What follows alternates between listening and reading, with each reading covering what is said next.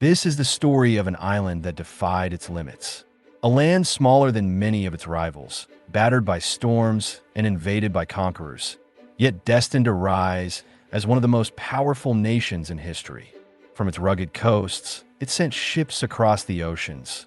From its cities, it sent ideas that would reshape the modern world. This is the story of the United Kingdom, its rise from fractured kingdoms to a global empire. But it did not begin with power. It began with struggle. England, Scotland, Wales, and Ireland were once bitter rivals, clashing in endless wars for land and survival. Viking raids, Norman conquests, civil wars. The island's history was written in fire and blood. And yet, out of this turmoil, there grew resilience, a determination to endure. As centuries passed, the kingdoms of the British Isles learned to unite, first under shared monarchs, then through political acts of union. And from that unity came strength. While Europe's great empires tore each other apart, Britain's navy ruled the seas. While revolutions swept across the continent, Britain's parliament carved out a path of adaptation and reform. And when industry dawned, it was Britain that stood at the center of a new age, a workshop for the world.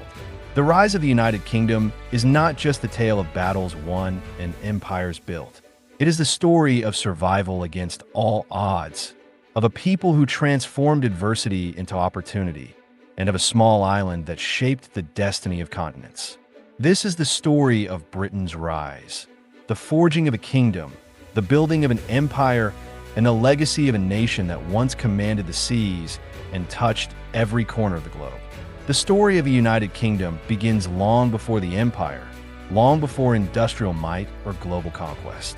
It begins with fractured lands, rival kings, and the slow forging of unity on the British Isles. In the early Middle Ages, the island of Britain was a mosaic of peoples and powers. The Anglo-Saxons ruled England, the Celts held Wales and Scotland, while Ireland remained divided into clans and petty kingdoms. From across the sea came invaders, Vikings who raided monasteries, burned villages, and carved out their own settlements. Survival was uncertain, unity even more so. Yet out of this chaos rose kingdoms that would endure. In 1066, the Norman conquest brought William the Conqueror to England's throne. Castles dotted the landscape. Feudalism was imposed, and England began to emerge as a centralized kingdom. Across the centuries, kings battled barons, peasants fought for rights, and documents like the Magna Carta in 1215 laid the foundations of constitutional rule. England was learning a lesson rare in Europe, that power must be shared and that law could stand above kings. Meanwhile, Scotland remained independent, resisting English attempts at domination. The wars of William Wallace and Robert the Bruce echoed through the Highlands, symbols of defiance. Wales, conquered by Edward I in the 13th century, was slowly absorbed into the English crown. Ireland, however, proved more difficult. Its lords and chieftains resisted, and conflict simmered for centuries. The 16th century brought the Tudors, who transformed England into a Renaissance power. Henry VIII broke with the Catholic Church, creating the Church of England and unleashing religious upheaval.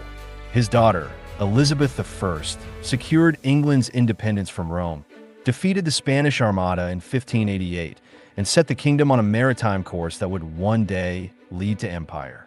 But unity did not come easily. The 17th century was an age of turmoil. The English Civil War toppled a king, Cromwell's republic briefly ruled, and the monarchy was restored. Across the border, the crowns of England and Scotland were joined in 1603 under James VI of Scotland, who became James I of England. Yet it was not until 1707, with the Act of Union, that the two kingdoms officially became one state, the Kingdom of Great Britain. This union was born of pragmatism. Scotland sought economic stability after failed colonial ventures, and England sought security from foreign threats. Together, they became stronger. For the first time, the foundations of the United Kingdom were laid. The island was no longer a collection of warring kingdoms. It was a single, unified state, poised to expand its influence beyond its shores. And soon, the seas would carry its ships to every corner of the world. The Act of Union in 1707 had created a new state, Great Britain. For the first time, England and Scotland shared one parliament, one crown, and one destiny. But unity at home was only the beginning. Beyond the shores of the British Isles stretched a world of opportunity and competition. The 18th century was the age of empires, and Britain entered the contest with ambition. At the heart of its strength was the Royal Navy. Built on shipyards from Portsmouth to the Clyde, Britain's navy grew into the largest and most formidable fleet in the world. Its sailors patrolled the Atlantic, the Mediterranean, and the Indian Ocean, ensuring that Britain's flag flew farther and longer than any rivals. Trade was the lifeblood of this empire. British merchants carried sugar from the Caribbean, tobacco from the American colonies, cotton and tea from India. The triangular trade of goods, manufactured products, and enslaved Africans fueled immense wealth, though it was built on suffering and exploitation. Ports like London, Bristol, and Liverpool became global hubs, their warehouses stacked with riches from overseas. But empire was not built by commerce alone. It was forged in war. Britain clashed repeatedly with France and Spain, the other great colonial powers.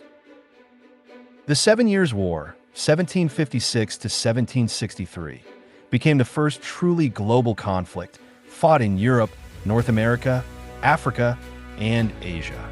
Britain emerged victorious, seizing Canada from France and establishing dominance in India. The empire was expanding, and the Royal Navy ensured its survival. Yet empire also brought setbacks. In 1776, Britain faced rebellion in its American colonies. The American Revolution tested its resolve, and by 1783, Britain was forced to accept defeat and independence for the United States. Many believed the empire was finished, but instead of decline, Britain adapted. Freed from the costs of ruling 13 colonies, it turned its eyes toward Asia, Africa, and the Pacific. By the early 1800s, Britain once again found itself locked in struggle with France, this time against Napoleon Bonaparte. The Royal Navy, under Admiral Horatio Nelson, secured Britain's supremacy at the Battle of Trafalgar in 1805. Napoleon could dominate the continent, but the seas belonged to Britain. Trade flowed, colonies expanded, and London's financial power grew. In 1815, at the Battle of Waterloo, Britain and its allies finally defeated Napoleon. The Congress of Vienna redrew Europe's borders, but on the oceans there was no question. Britain stood alone as the unrivaled naval and imperial power.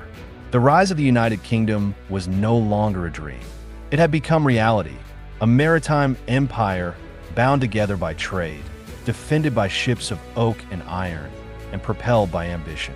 But even greater transformations lay ahead, as the steam engines and factories of the Industrial Revolution would soon push Britain into an age of unmatched global dominance. The defeat of Napoleon in 1815 left Britain standing tall. On the seas, its navy was unrivaled. At home, its industries were awakening. A new force was reshaping the kingdom. Not kings or armies, but machines, coal, and steam. The Industrial Revolution, born in Britain, transformed it into the first truly modern nation. Factories rose in Manchester, Birmingham, and Glasgow. Steam engines powered mills, ironworks, and locomotives. Railways spread like veins across the land, linking cities and ports, speeding goods and people as never before. Coal-fueled industry, steel built bridges, ships, and weapons. Inventions like the spinning jenny, the telegraph, and later the telephone turned Britain into the global hub of innovation. With industry came wealth, but also stark inequality. The working classes toiled long hours in grim factories, children labored in mines, and crowded slums spread through industrial cities. Yet reforms slowly emerged. The abolition of child labor, the expansion of education, and the growth of workers' rights. Britain was learning to adapt, balancing tradition with progress. While factories powered the home front, empire expanded abroad. India became the jewel of the crown, ruled directly after the Great Rebellion of 1857. In Africa, explorers, traders, and soldiers carved out colonies that stretched from Cairo to Cape Town. In Asia and the Pacific, Britain secured Hong Kong, Singapore, Australia, and New Zealand. By the late 19th century, the United Kingdom commanded the largest empire in history, ruling over a quarter of the world's population and territory. The Royal Navy guarded global trade routes, ensuring that goods from every continent flowed through British ports. Tea from India, cotton from Egypt, gold from South Africa, and rubber from Malaya. The empire was both marketplace and resource, fueling Britain's economic engine. London became the financial capital of the world, its banks and insurers handling global commerce. At home, the reign of Queen Victoria, 1837 to 1901, came to define the age. She presided over not only political power, but cultural transformation. It was an era of confidence, reform, and self-belief, but also of contradictions. Moral strictness alongside social unrest, prosperity alongside poverty, empire alongside resistance. The Victorians built museums, libraries, and universities, leaving behind a legacy of learning and culture that endures today. By the dawn of the 20th century, Britain was at its zenith. It was the world's greatest industrial power, the heart of global finance, and the ruler of the seas. Yet beneath the grandeur lay challenges. The rise of rival powers like Germany and the United States, unrest in the colonies, and questions about whether such an empire could endure forever. For now, though, Britain stood unrivaled, an empire on which the sun never set. A small island kingdom that had, through industry, innovation, and empire, become the center of the modern world. At the dawn of the 20th century, Britain seemed untouchable. It possessed the largest empire in history, commanded the world's seas, and was the center of global finance. Yet beneath this grandeur, new challenges brewed. Rival powers were rising. Germany with its industry and navy, the United States with its vast resources, Japan with its modernizing military. The age of effortless British dominance was drawing to a close. The first great test came in 1914. The assassination of Archduke Franz Ferdinand plunged Europe into the First World War. Britain entered the conflict to defend Belgium and to stop German expansion, but it soon became a struggle of survival. Millions of British soldiers fought in the trenches of the Western Front, enduring mud, gas, and endless shell fire. The battles of the Somme, Ypres, and Passchendaele became symbols of sacrifice and futility. By 1918, Britain had emerged victorious with its allies, but at a terrible cost. Nearly 1 million dead, the economy weakened, and faith in empire shaken. The war also changed the map. Ireland, long restless under British rule, erupted into rebellion. In 1922, after years of conflict, the Irish Free State won independence, leaving only Northern Ireland within the United Kingdom. The empire that once seemed unbreakable had begun to fracture. The interwar years brought further challenges. The Great Depression struck in the 1930s, unemployment soared, and political extremism grew across Europe. In Germany, Adolf Hitler rose to power, threatening a new war. Britain, weary from the First World War, pursued appeasement, hoping to avoid another catastrophe. But in 1939, when Germany invaded Poland, Britain once again declared war. World War II tested the nation as never before. France fell in 1940, leaving Britain alone against Hitler's empire. In the skies over southern England, the Royal Air Force fought the Battle of Britain, denying the Nazis control of the air. Night after night, the Blitz bombed London and other cities, but the spirit of defiance held. Prime Minister Winston Churchill rallied the people with words that echoed through history. "We shall never surrender." By 1945, with American and Soviet allies, Britain stood victorious once more. But victory came at immense cost. The economy was shattered, cities lay in ruins, and the empire, already strained, would soon unravel.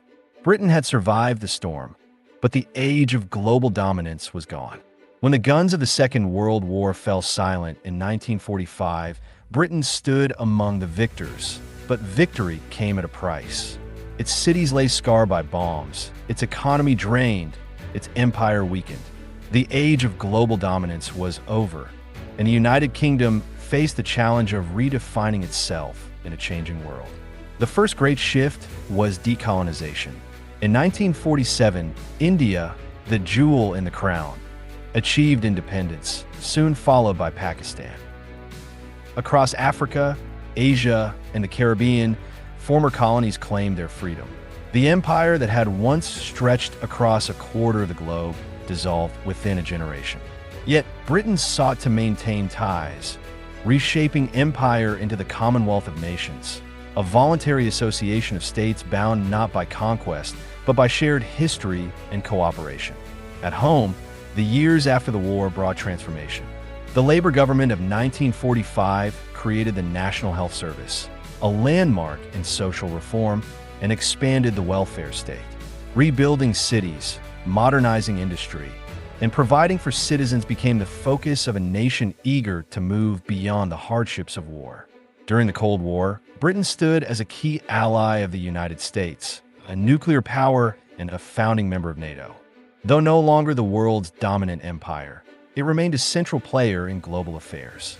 Its culture, science, and diplomacy carried influence far beyond its shores. The late 20th century brought new challenges. The Troubles in Northern Ireland revealed deep divisions and sparked decades of violence before peace was finally achieved with the Good Friday Agreement in 1998. At the same time, Britain grappled with its role in Europe, joining the European Economic Community in 1973, the forerunner of the EU, only to leave it decades later with Brexit in 2020, a moment that once again reshaped the nation's course. Through it all, the monarchy remained a symbol of continuity. Queen Elizabeth II, who reigned from 1952 until 2022, embodied stability in an age of rapid change. Under her, Britain moved from empire to commonwealth, from industrial nation to post-industrial society, from isolation to globalization. Today, the United Kingdom is no longer an empire, but remains a global power in culture, finance, and diplomacy. London stands as one of the world's great cities. Universities and scientists push the frontiers of knowledge, and British literature, music, and film reach audiences across the planet. Its history of empire and industry leaves a complicated legacy, one of innovation and progress, but also of exploitation and struggle. The rise of the United Kingdom was never a straight path. It was forged through conquest and compromise, industry and invention, triumph and tragedy. From island kingdoms to global empire, and from empire to modern democracy, its journey shaped not only its own people but the wider world. The United Kingdom's story is one of resilience, a reminder that even a small island, divided and vulnerable, can rise to shape the destiny of continents and leave a legacy that still echoes across history.